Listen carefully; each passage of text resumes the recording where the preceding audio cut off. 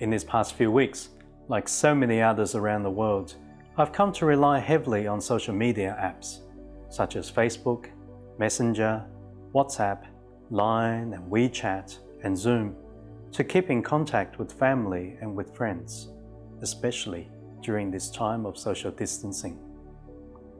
Each day, many messages will come through the chat groups.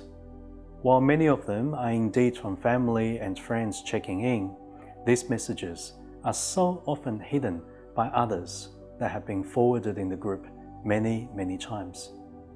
Sometimes these even contain misleading or totally irrelevant information. In a fast-paced world of information overload, sometimes it can be a challenge to hear and to follow a clear voice. In John's Gospel today, we hear the voice of Jesus, the Good Shepherd, calling each of us into the fold, calling each of us into the family of faith. But no doubt, our experiences tell us that it's not always easy to hear and to recognize that voice, especially in a society like ours, which is full of competing voices demanding for our attention.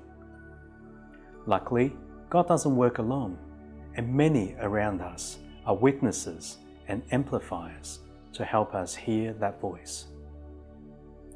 In the Acts of the Apostles, we heard that on the day of Pentecost, the disciples of Jesus were preaching, and that day 3,000 were baptized. What an incredible sight! Yet only 50 days earlier, the disciples were scattered and gone astray with fear. But they now preach openly to a large crowd. What did they see? What did they hear? What gave them the courage, I wonder? Could it be the voice that called out to Mary Magdalene outside of the empty tomb? Could it be the voice that entered the room and said, "Peace be with you"?